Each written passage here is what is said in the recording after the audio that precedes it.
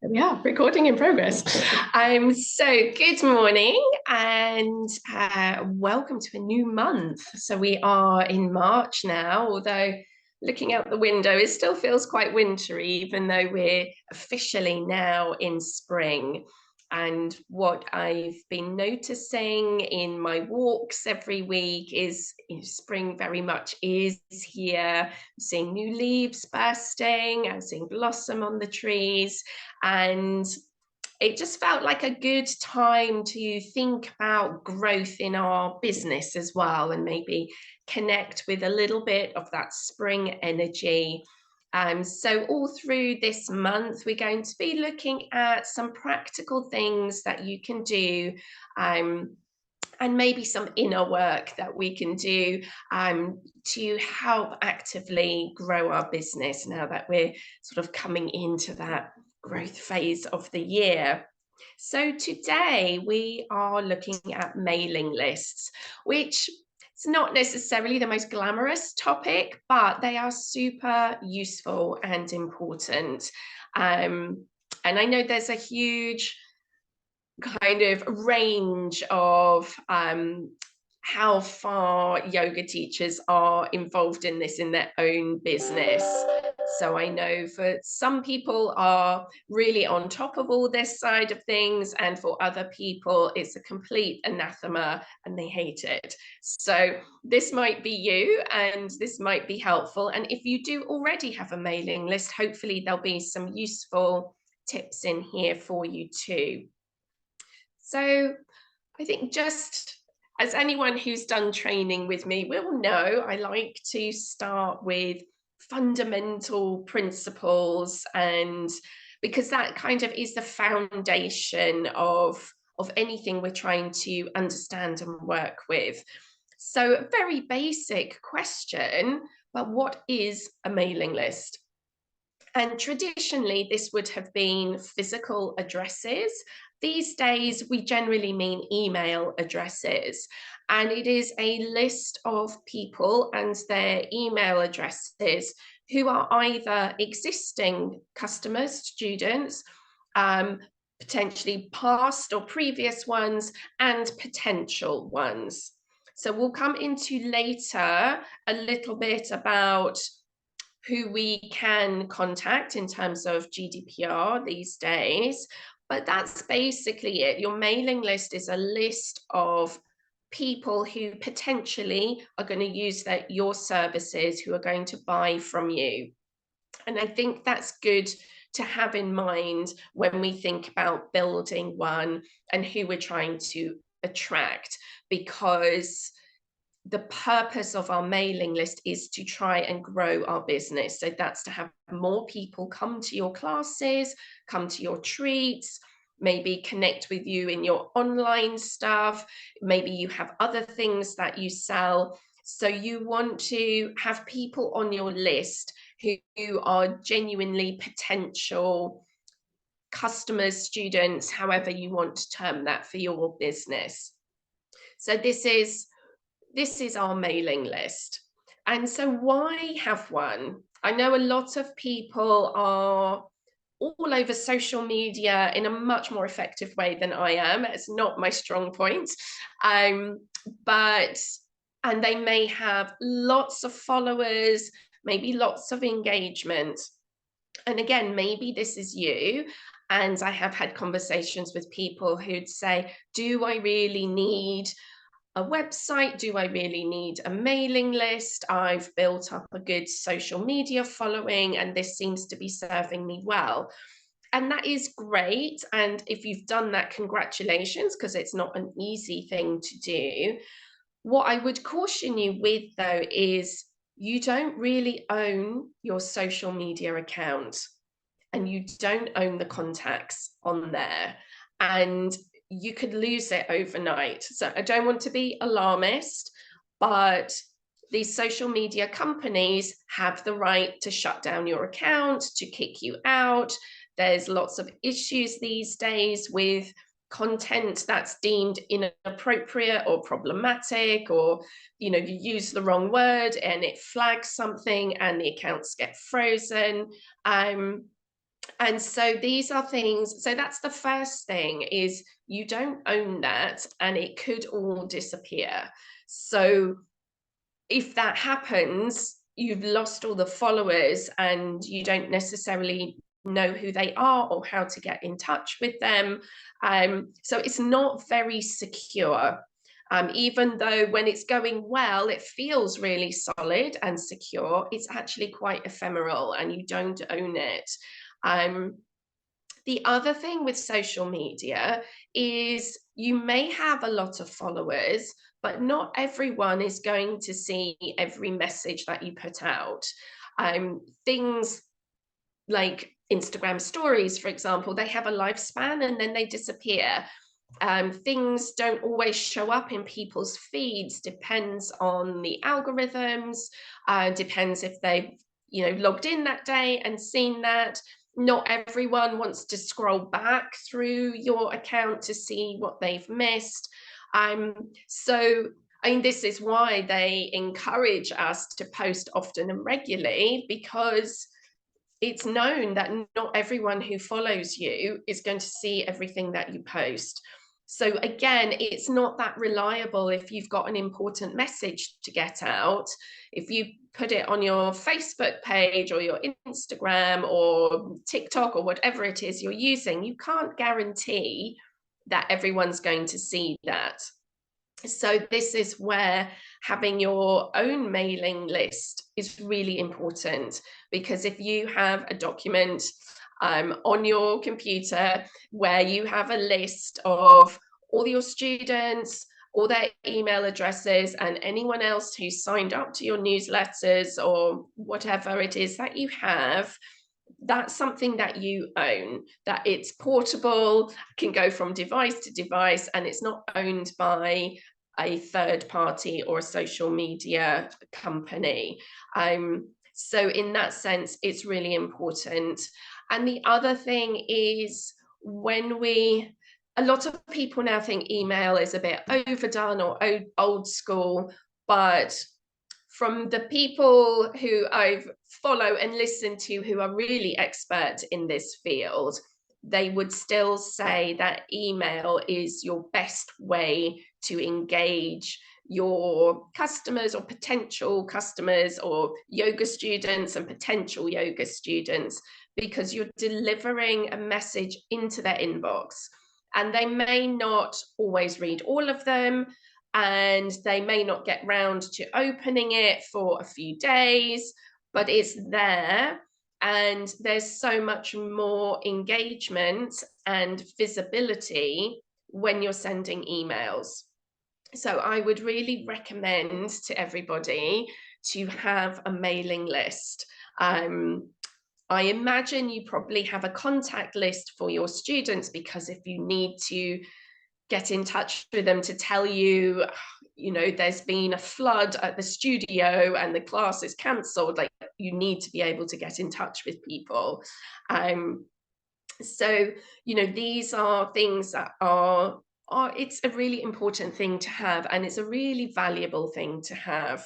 And so we need to contact people about those practical issues, but it's a really nice way to build ongoing relationships with students, to give additional support and information, keep them engaged. And it's also a nice way to build a relationship with a potential student, who may well have seen you on Instagram and like your stuff. And then if there's a newsletter available, they may well sign up to that for a bit more in-depth.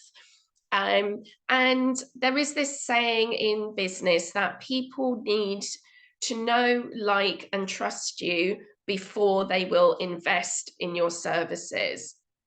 And so this is one way that your mailing list can help develop that they may start off seeing some social media posts, but really you want people to be on your mailing list where you can give much more in-depth information, more curated information that's really targeted at what they are interested in. So we're building that relationship with students.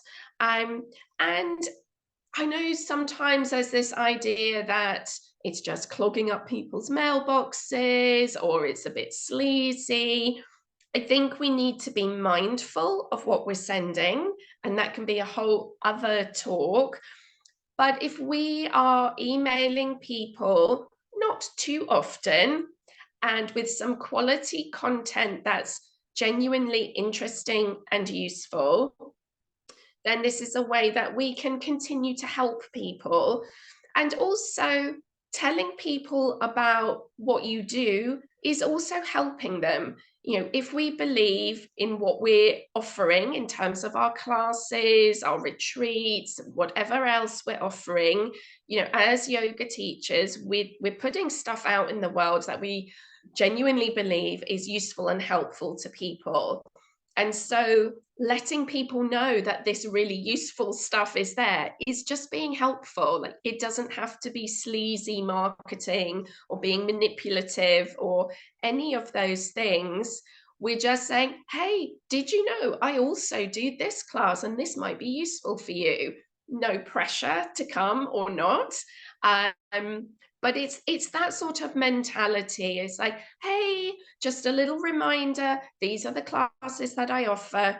And so sometimes it can be practical things about, if you're offering a new class, there's a change of time or venue, there's a price change, there's a special offer, like all of those things are useful.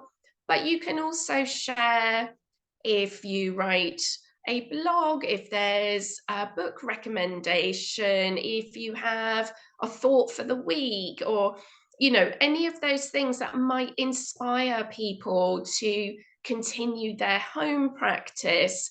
And also, not everyone is diligent about coming to class every week. And so just that little reminder of, hey, I'm still here. Maybe you have been meaning to get around to coming back to class. It's just that little ongoing engagement where you're helping people engage with their yoga practice, letting them know that you're still there. And I have people on my mailing list that I might not see for a long period of time, and then because I'm in contact every month, at some point then they get back in touch and say, oh yeah, I've been meaning to, but all this stuff has been going on in my life, but now I feel ready. So it's just keeping that relationship going and keeping you in their mind for the time that they feel ready. And also letting people know about other things that you do. So they may, for example, if you do a pregnancy class, they may have come to you for pregnancy yoga, and then they may drop off for quite a long time once the baby's there. But they might not also know, if you are teaching a cancer class, that you do that too. And again, letting your students know, because they also can tell other people. And so the students that we have already hopefully can be advocates for new people. And that word of mouth gives a big leap up in the know, like, and trust. So if my friend recommends somebody to me, well, obviously I know, like, and trust my friend, so I'm going to trust their recommendation. So letting people know about the classes that you offer, the services that you offer. It may be that they are interested in a different class and they might not have known that was available, and they might be able to recommend to friends and family, oh, the teacher that I like also does a seniors class, and that might be good for you, Dad. It's that sort of thing. So this is where mailing lists are really important, that you can have that ongoing engagement, and it's much more likely to be seen and read than any individual social media post. So hopefully it's given you some ideas of how you might use one if you're not already using one. And let's think practically now. If you don't already have a mailing list, how do you start creating one? So I would say the first thing to do, and this might be initially time consuming, but is really worth doing, is create a new spreadsheet and gather all of your current and past students and make a list. So you want to have in each column like a name, a surname, and their email address, and then any other information that might be useful in terms of using your mailing list, such as the sort of class that they came to, for example. So you might have these tags in future. So you've got this document, and I would then recommend what's so much easier to use than trying to use something like our existing mail software is to, for example, if you use Microsoft Outlook or Gmail or these sorts of things, it's not very user friendly, and often they're not going to get through if you do bulk emailing from there. So if you have, say, 100 people, you really would then need some kind of mailing software. But the good thing is there are a few services that are free up to a certain point. So two that I have used is MailChimp and MailerLite. They both have free versions, which are probably sufficient for the majority of single self-employed yoga teachers. If you're a studio and you have a greater number of people on your list, then you'll need a paid service. But for an individual teacher, I think MailChimp is free up to 500 people on your list, and MailerLite is up to 1,000. So that's going to be sufficient for most of us, really. And from there, you'll have to look at the instructions, but you can then just import from your spreadsheet into one of those, or there may be other services that are available that you prefer. So that's given you, it started to create a more practical container for your mailing list. And then when you have one of those, when we're looking at how we build, you can have a sign up form on your website, where people can just, if they find your website and they're interested in your newsletter, then they can put their email details in, and that automatically gets added to your mailing list. Which brings me to my next point, that it's always useful to have some kind of freebie that people can receive in exchange for being on your mailing list. So I wouldn't make this an enormous offering, but it's a little taster of what you do. So it might be, it might just be a one-page PDF with some useful tips about creating a self-practice at home, or some useful yoga for somebody who has a back problem, whatever it is that is something that connects with your offering.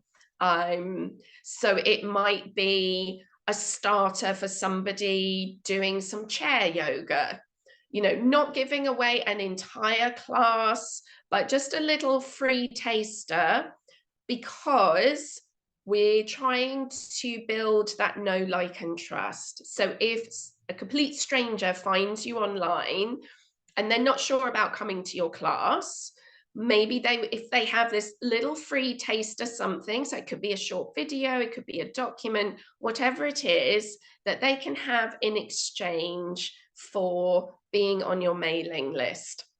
So that's the way that we can start to get new people in who haven't already come to our classes.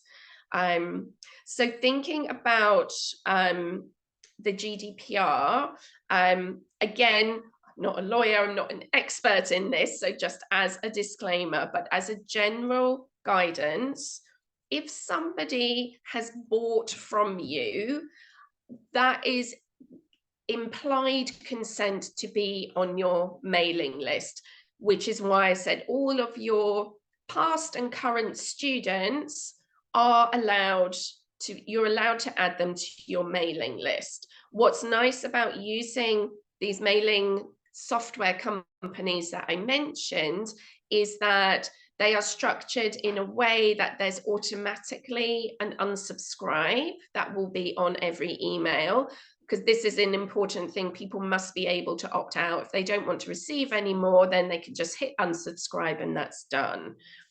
I would recommend, if you don't have an existing mailing list and you're setting up a new one, that the first email you send is, hi everybody, you know, I'm now doing a monthly or a weekly newsletter.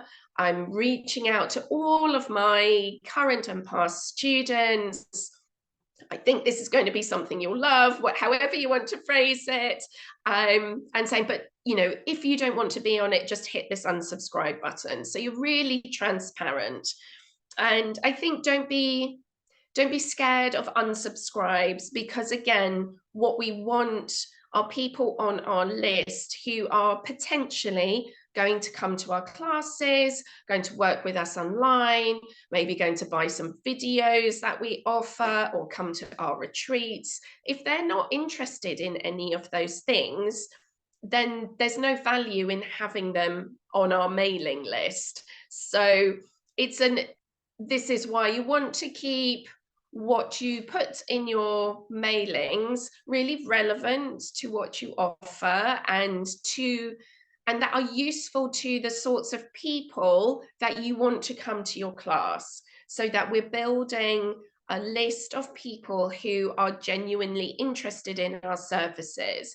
And that's a win-win, because they will get value from what you send them because it's relevant to them, and it's value for us because at some point, hopefully, they'll decide to come along to a class or to attend any of the other workshops or trainings that we do. So you want to have that two-way thing, that we're building a relationship based on genuine interest. So having an enormous mailing list of people who are never going to come to your class or buy anything from you isn't valuable to your business. So, you know, rather have 200 people who are really engaged and are likely to come to your offerings than having 1,000 people who are never going to come to your class. So it's being really precise and clear in our messaging about the kind of people we serve and what we offer in terms of our classes and any other offerings that we have that's really suitable for these people.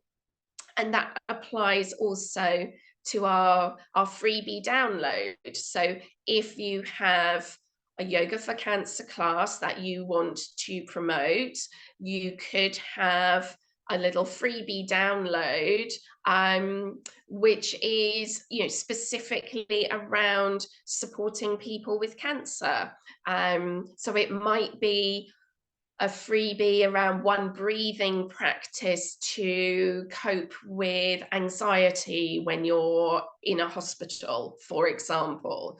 That might be something that somebody feels is really relevant to them. So they would quite happily then say, yes, I would really love to know how to do that because it's really relevant to my situation. It's a way that they start to get to know you and decide if your style, it sort of resonates with them. And then they're on your mailing list, so then they can find out a bit more about your classes. And then at some point, if they feel ready, they then can perhaps make more direct contact and maybe have a phone chat with you, or maybe book themselves into a class. So we're looking at making all of these things really relevant. So yes, having a large mailing list can be useful, but you need to think about what it's for and who would be useful on there. So if, for example, you only do in-person classes, then having people on your mailing list who are in other areas, who are 100 miles away or in another country, is not going to be necessarily useful for you, because they're not going to be able to come to your classes. If you offer online things, or if you have things like a library of classes that people could pay for to access or download, like these kinds of things, well, then it doesn't matter where in the world somebody is. And so again, when you're thinking about how you might want to appeal to people, is thinking about whether you want them to be physically local or if it doesn't matter where they are. So that again is something to think about in the messages that you put out and how you might want to reach people. So if you're offering a freebie, then you might want to advertise that in your local Facebook groups, for example. So I'm based around North London, so I post in the local mums groups in my area for some of the services that I offer, because I need them to be local because it's in person. For things that are online, like my online training, well, that I put in national and international groups, because people can be anywhere, because the training is all online. So it's, again, thinking about who do you need on your list, and maybe there's a difference. And again, this is where having some of the tags or the groups, so you could email different groups of people different things. So you might have, so if you do online and in person, then you might want to email all your in-person or potential in-person people one thing, and then for the online stuff, you could have, it's all in the same list, but you can differentiate and send people who live further afield only information about your online stuff, because coming in person is not relevant. And yes, I'm just remembering the things with the GDPR. So all your past and current students can be on there. Anyone who signs up themselves obviously is on there.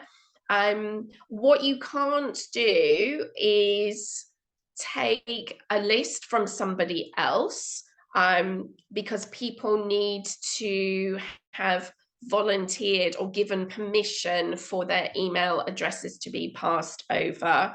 And if you have offerings that are radically different, so maybe you have another business that's nothing to do with yoga and health and well-being, you cannot, without express permission, email those two different businesses about something that is not related. So if somebody is your current student or a past student, there's implied consent to receive your newsletter, but only about yoga and well-being stuff. If you have a secondary business, which is completely unrelated, like you might also be an interior designer, for example, I don't know, you couldn't then email your interior design clients, you couldn't add them to your yoga newsletter list, and vice versa. You couldn't then market your interior design to your yoga students, because it's not what they signed up for. And I mention that because I know a lot of us have more than one income stream, maybe more than one business. So those things need to be separate. You could, if you felt it was likely to be fruitful, you could email those people and say, would you like to receive information about this other business that I do? And you could send them a link where they could voluntarily sign up to the other thing that you do. But you can't just merge all of those into one and market both sets of people, both sets of marketing material, just to be clear on that. And you want people on your list to be genuinely interested in what you're offering, because that's the point of the mailing list, is to build and maintain ongoing relationships with people on your list, so that they know, like, and trust you, so that at some point when they're ready and it's the right time, they will come to your class or buy from you in some way. And just as a reminder, social media is fantastic in a lot of ways, but it's not secure and it's not reliable, and not every message gets seen. So absolutely keep that going. And especially if that's your happy place, then do lots of that. But have a mailing list as well, because that gives you more security. It's what you own, and those messages are much more likely to be seen by a bigger number of people than these temporary messages that flash up in social media feeds. So I hope that's been helpful and something practical when we're thinking about this growth phase potentially of our business, that this is a practical thing that you can take some action and start to put things in place. And if you would like some help or a talk around newsletter content, then do let me know. I'm happy to do one if that's useful for people. So pop a message in the comments below. So I'm very open to meeting your needs, really. I want all of these talks to be useful for you. So if there are areas that you're struggling with, that you would like some help with, that you think I might be able to help you, then let me know, and I can plan ahead and book in some talks that are going to be things that you find super useful. So I'm going to sign off for now, wishing you a very lovely rest of the week, and I'll be back in live next Tuesday morning. Right, bye.